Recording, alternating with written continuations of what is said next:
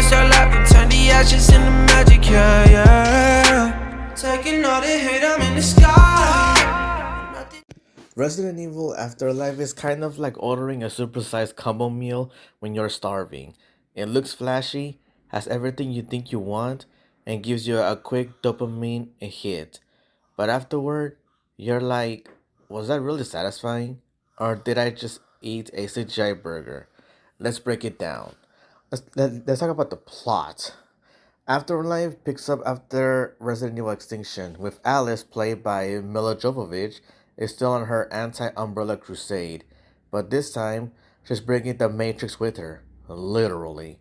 The opening assault on Umbrella HQ is pure Wazowski cosplay. Slow-mo flips, black trench coats, and cool and dual wielding pistols like it's 1999. Then we pivot into an apocalypse ravaged LA with survivors holed up in a prison. They're trying to get to Arcadia, this supposed safe haven that might be humanity's last hope, or another Umbrella's trap. Spoiler alert, it's a trap. Because of course it is. Umbrella is like if Apple decided to dabble in bioweapons and evil cloning. Let's talk about the zombies and the creatures. We get the Magini style infected, inspired by RE5, with those weird mouth tentacle things. It was a nice nod to the games, but they don't really do much except run at the screen in 3D. And speaking of screen popping, the 3D obsession. This movie was shot using the same tech as Avatar, and oh boy, does it show, and sometimes overstay. Bullets slow mo towards your face, axes fly in dramatic fashion, rain falls just to flex attack. It's eye candy, but also screams, please watch this in IMAX and forget the plot holes. Let's talk about the characters. Claire Redfield, played by Ali Larder, is back, and she's decent, but once again pushed aside so Alice can be the overpowered queen of everything. Chris Redfield, played by Wentworth Miller, aka the Prison Break dude, is introduced, and he's fine, but underdeveloped, like a protein shake with no flavor. Big muscles, not much depth. Albert Wesker, played by Sean Roberts, is full on anime villain at this point. Sunglasses at night, teleportation powers, and monologuing like a Bond villain who's been watching Dragon Ball Z on repeat. His fight with Alice is entertaining in that ridiculous choreographic way. Matrix Y again.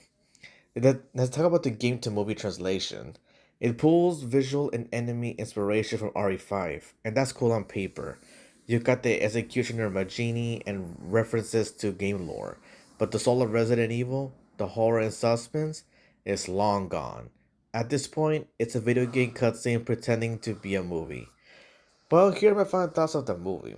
It is style over substance. If you're into slow mo, 3D, and overpowered protagonists, it's a fun ride. It's very narratively meh. A few decent set pieces, but not much emotional or plot depth.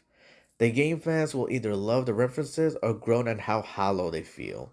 Alice is OP to the point where it removes any real tension. Wesker is fun if you like cheesy anime villains with sunglasses surgically attached to their faces. Well, my final verdict for this movie is that Resident Evil Afterlife is a guilty pleasure action flick masquerading as horror. If you shut off your brain and let the 3D rain hit your face, it's kind of fun. But if you're looking for the eerie survival horror vibes of the OG Resident Evil games, this ain't it, shit, chief. Well, and this is where would I rank it in the series? It is somewhere around mid to low tier.